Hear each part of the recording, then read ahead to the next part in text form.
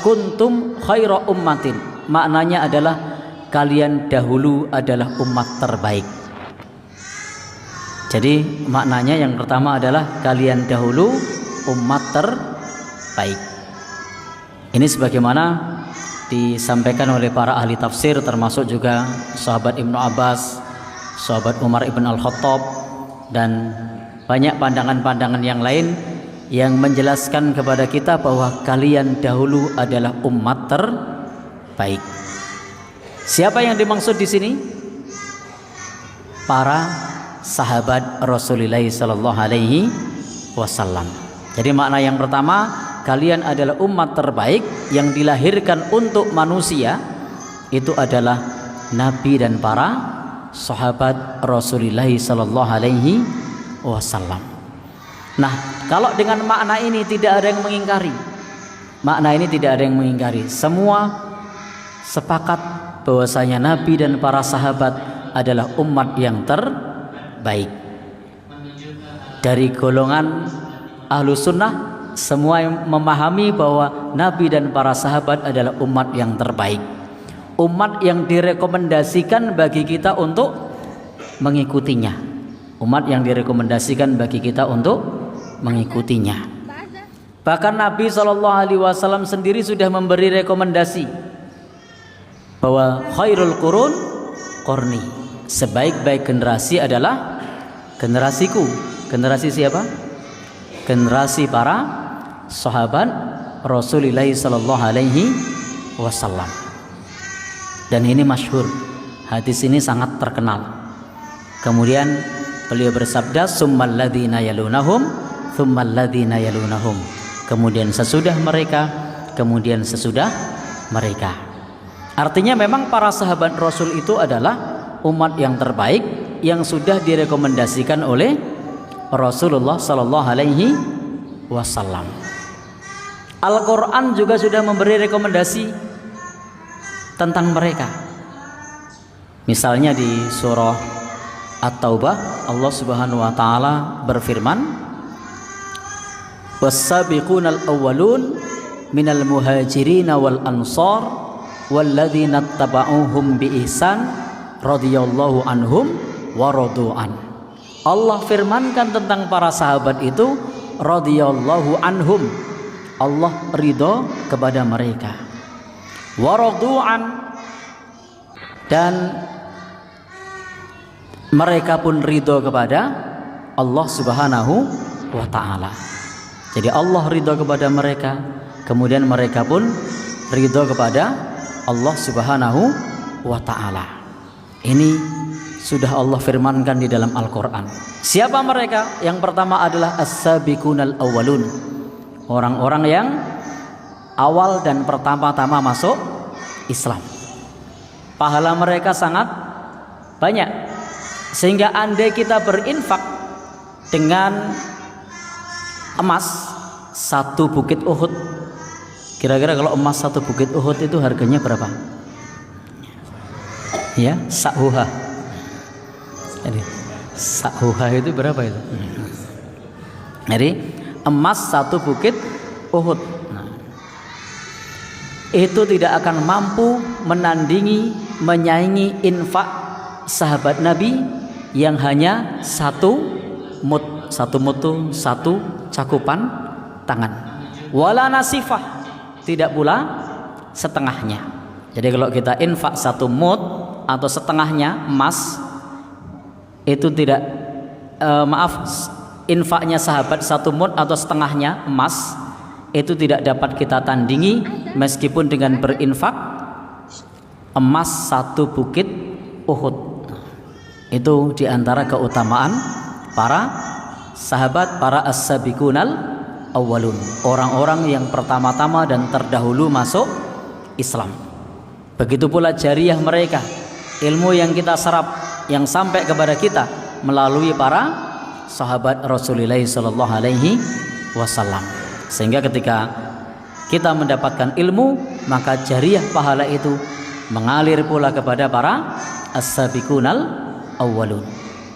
Dan di sini Allah berfirman minal muhajirin, dari kalangan muhajirin, wal ansor, dan juga orang-orang ansor. Maka kalau kita pengen mendapat ridho dari Allah, kita bisa meneladani as-sabiqunal awwalun.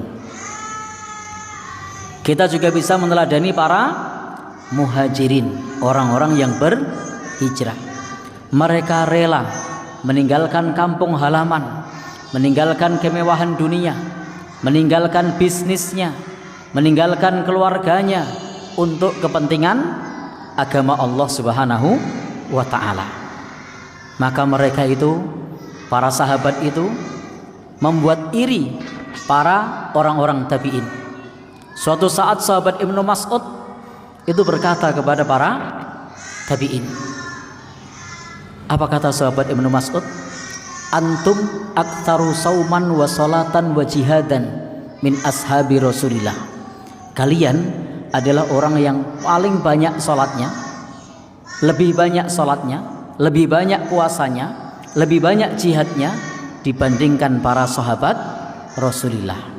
Walakin kanu khairam minkum, tetapi mereka lebih baik dari kalian.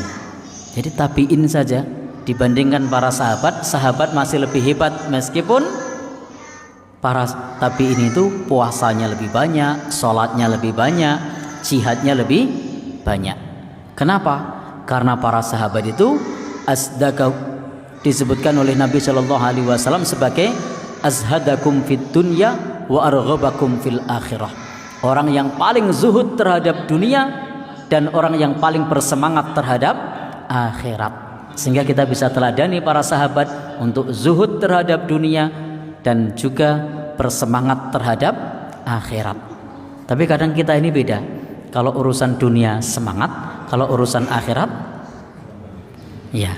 Sementara para sahabat itu semangat kalau urusan akhirat, dan mereka rela melepaskan dunia yang berada di tangannya. Itulah para sahabat Rasulullah sallallahu alaihi wasallam. Itulah yang menjadi keunggulan para sahabat Rasulullah. Sehingga kalau kita ingin menjadi umat yang terbaik, maka kita bisa meneladani as-sabiqunal awwalun. Untuk menjadi mereka tidak mungkin, karena kita lahir akhir zaman. Kemudian untuk menjadi muhajirin juga tidak mungkin, tapi kita bisa meneladani para muhajirin, rela berkorban li'ila'i kalimatillah, untuk meninggikan kalimah Allah Subhanahu wa ta'ala. Demikian pula orang-orang Ansor, orang-orang yang menyambut para sahabat yang berhijrah. Mereka rela memberikan apa saja. Bahkan kalau orang Jawa bilang saking bersahabatnya dengan orang-orang muhajirin, kalau ada yang melakukan saat ini dianggap orang umum. Maka apa yang dikerjakan sahabat itu kalau terjadi hari ini viral. Mereka sampai rela menyerahkan rumahnya, kampung halamannya untuk orang-orang muhajirin. Bahkan mereka, jika mereka punya beberapa istri dan mereka itu mau menyerahkan istrinya untuk diperistri oleh orang-orang Ansor, persaudaranya, sampai seperti itu. Kalau hari ini ada yang begitu, viral itu.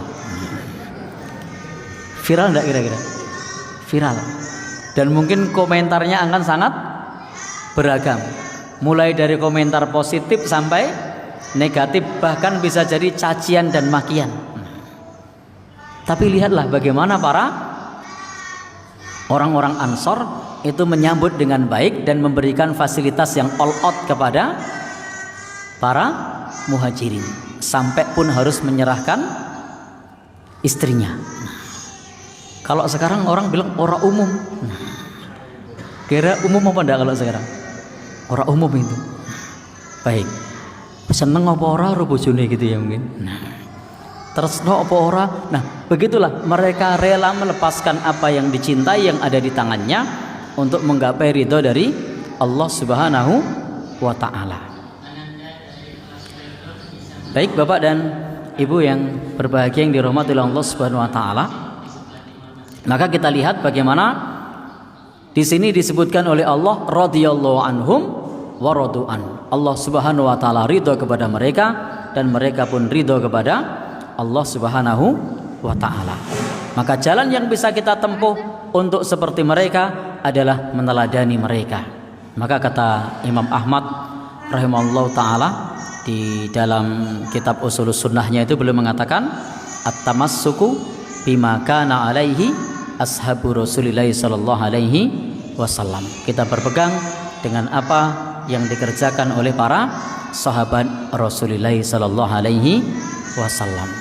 Kita tidak bisa menjalankan memiliki akidah yang benar, kita tidak bisa sholat yang benar kecuali berpegang kepada para sahabat Rasulullah sallallahu alaihi wasallam. Karena hadis-hadis yang sampai kepada kita itu melalui jalur para sahabat Rasul.